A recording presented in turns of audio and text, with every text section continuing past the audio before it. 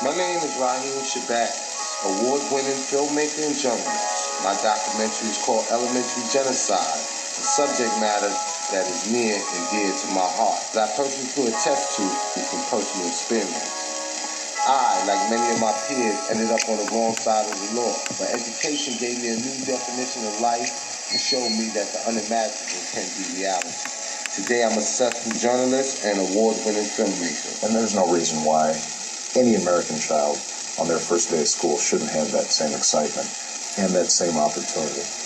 No one needs to tell me about the importance of education because I wouldn't be where I am today without it. Every child should have that same opportunity. There's no child whose opportunity should be stunted because of failing schools. America is a capitalist society. Anything that drives a profit. As long as prisons are big business, America is down with it.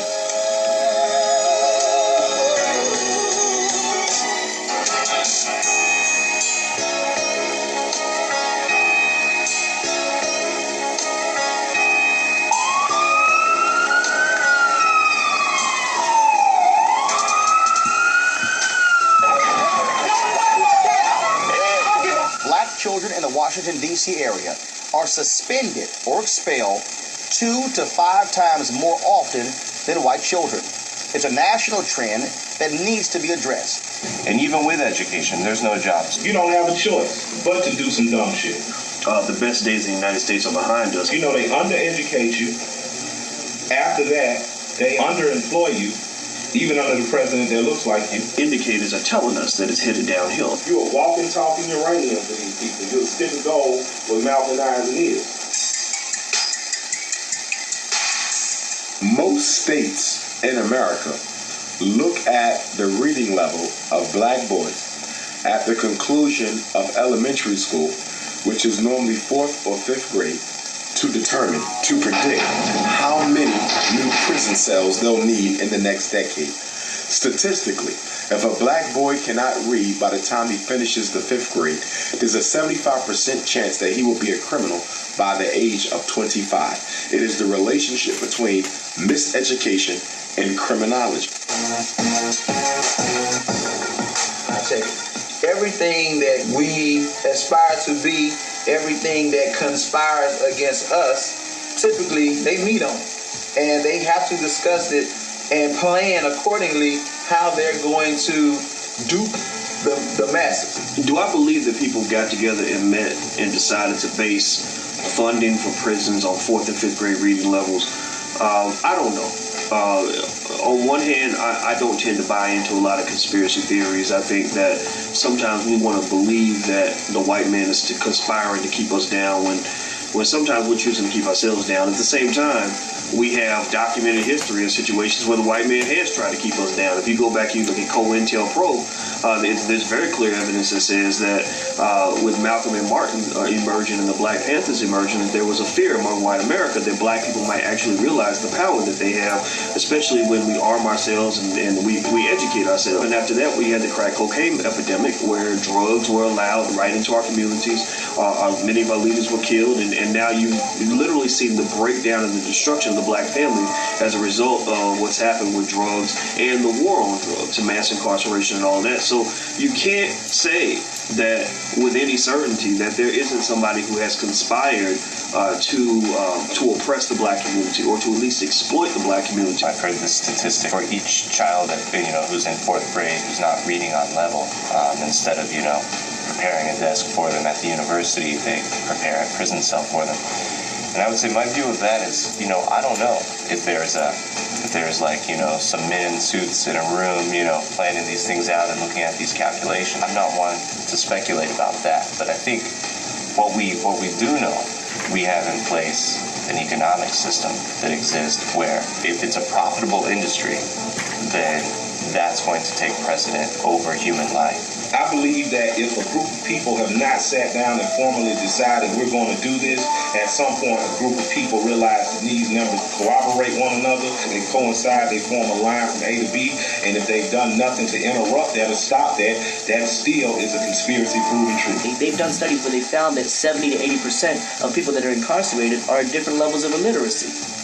So there you know that if you're illiterate in 3rd or 4th grade, then it's very likely that you'll be in prison. So you mean to tell me that people that decided on where to build a prison or how to build a prison or when to build a prison didn't look at the research? They had to look at something. So, of course, I mean, if I was trying to make millions of dollars off private prisons, I would be looking at, oh yeah, we're gonna have a lot of prisoners this year because nobody can read. I don't necessarily know if their hatred of black people is greater than their love for money.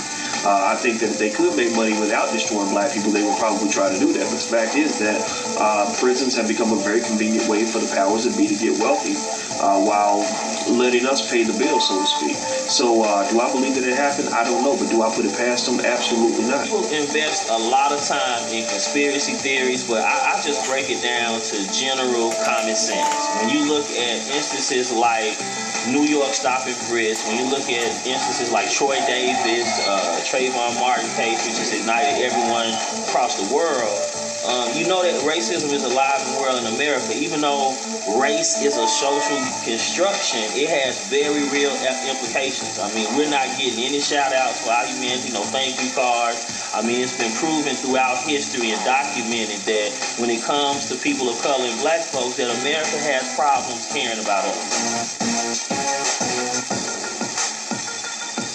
When you look at, states that are basing their prison budgets on test scores of the 4th and 5th graders, it goes to show you that it's not only racism because of the fact that when you look at the prisons, it's the majority of us that are there. So, you can definitely say that it's racism. Well, I think the allocation of funds based off the failure rate is what is wrong with the United States.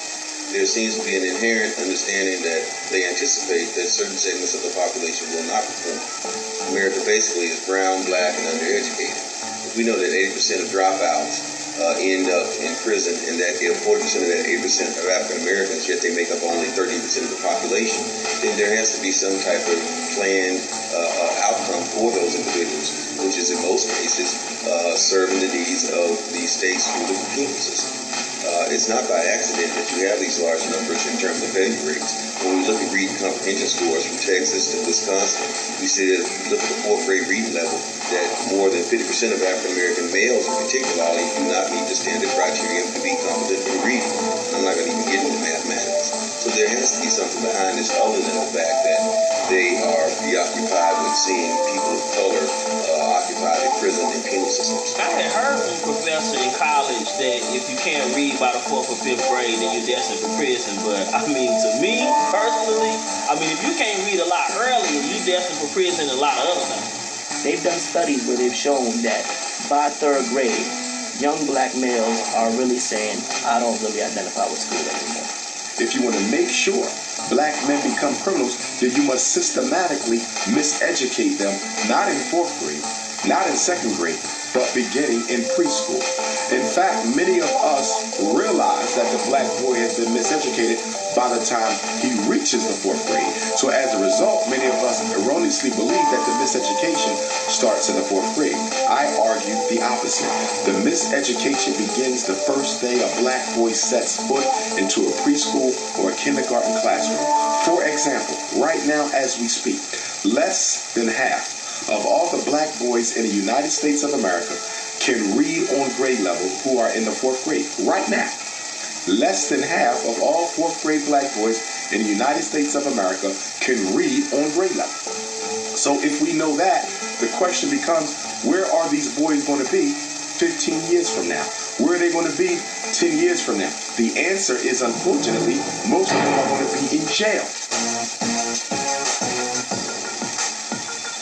Corrections Corporation of America, CCA, Corrections Corporation of America, don't miss this, recently sent a letter to 48 U.S. governors, yours was included, announcing the Investment Initiative, a new plan to spend up to $250 million to buy prisons from state, local, and federal government entities on the conditions of a minimum commitment of 20 years for the facility, maintaining 90% capacity over the 20-year period.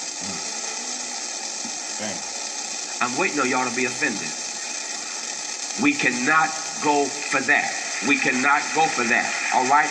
Because you know, as long as prisons are big business, as long as they are money-making ventures in capitalistic America, then guess what? You're going to have get tough on crime. You're going to have mass incarceration and what Michelle Alexander calls the new Jim Crow. The fact that a government will invest in prisons at all and then even privatize prisons tells me that the government is still in need of and in the business of capturing and using slave labor. The prison system is not doing what it's supposed to do in terms of reforming people. That's not the goal. The goal is to get bodies, to get free labor, and to generate money and commerce at the expense of whoever just happens to get caught into the system. I speak, throughout the nation, and when I'm doing my Macro Shell Toes writing workshop with youth in detention centers, and I hear someone 14 or 15 clearly articulating their place at the bottom of the well in society, I mean, it's intriguing. I'm excited that they're able to articulate this at a young age, but it's also tragic because even at 14 or 15, that this person knows that they're looked at as slaves.